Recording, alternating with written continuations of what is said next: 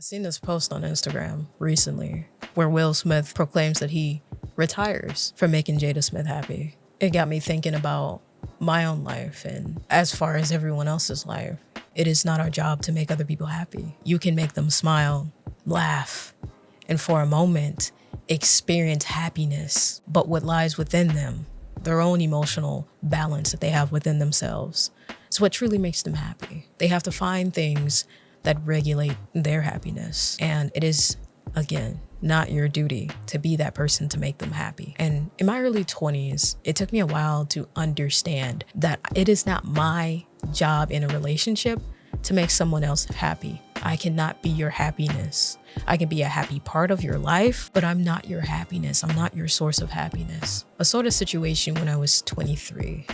And it's still hitting me now. It's only 2 years later, and I say only because that is honestly, for some, it's short. For some, it's long. But it's still affecting me to this day.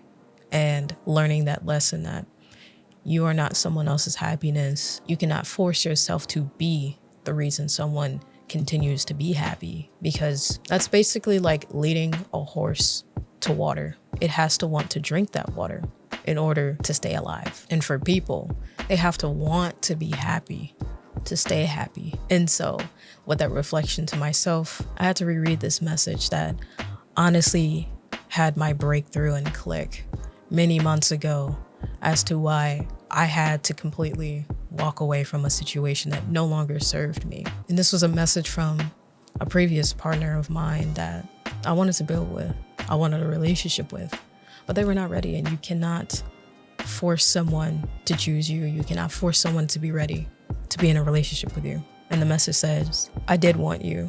And then the most basic, happiest part of me started dying when I seen how much I couldn't balance a relationship and make videos. And in turn, that instilled within me the capability to walk away. Because once I am no longer someone you can rely on, depend on, and it's more of a hindrance to be in my presence, why do you need me around? So it was very difficult for me to sever that connection, considering the fact of how attached I was to the situation.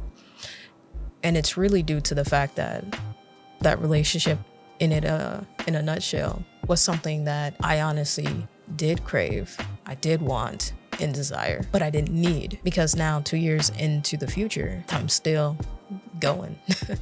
I'm still able to create. I'm still able to produce things that satisfy me, because it sparked my return to making these videos. This person it's so crazy, because you can cherish someone, you can still love someone, but no, it's not up to you to still be there and remain there for them.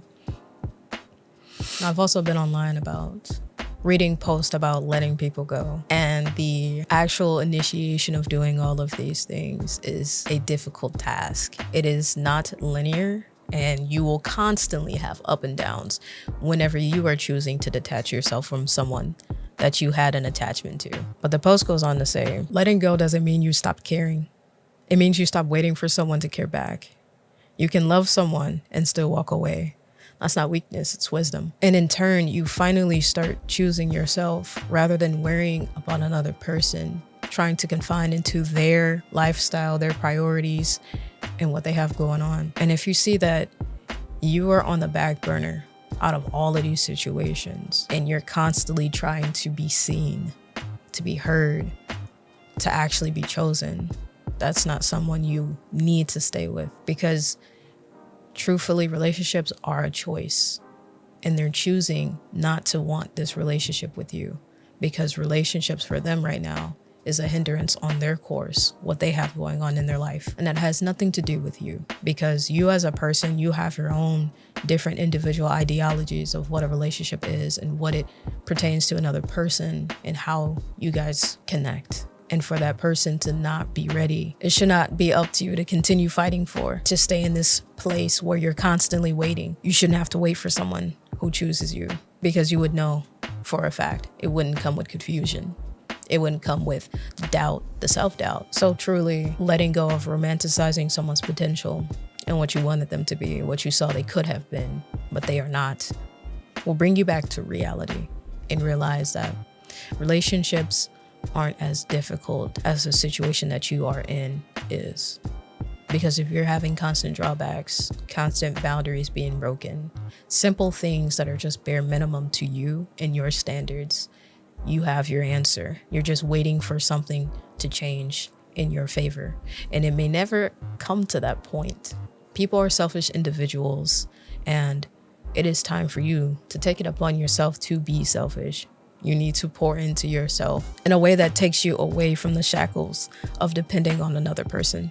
Codependency is something that I've dealt with in the past with relationships, with my partner, who in fact didn't have much going on outside of me. And it put a lot of stress and strain onto me because I was still dealing with schoolwork.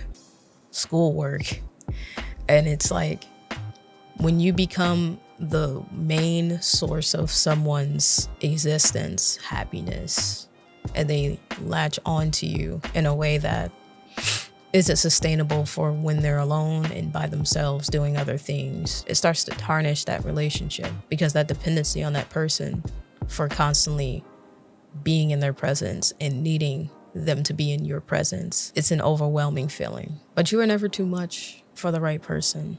And so you will never feel like you are overwhelming or doing too much for that person. Relationships are give and take, and it's not take in a negative aspect. And once you find that perfect balance, I don't want to use perfect, but once you find that balance of love that uplifts both you, your spirit, your mind, your body, and you have, of course, you have God in the center of that, that relationship will truly unlock the beauty of people, partnership, companionship in this journey of life. Now I'm through my mid-20s.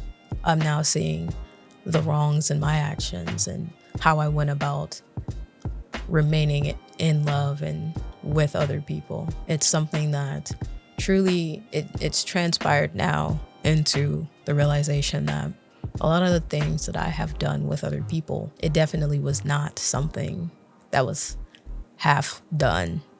It was all in or all out. And that's why I constantly see the return of them. And it's not to fault them, but it's for the simple fact that I know who I am and I know the impact that I leave on other people. And it's not in an arrogance way. It's a nurturing characteristic that you may have when it comes to another individual who didn't understand it at the time. Your person will come around and will be there. So learn to stop trying to be someone's happiness and find what makes you happy.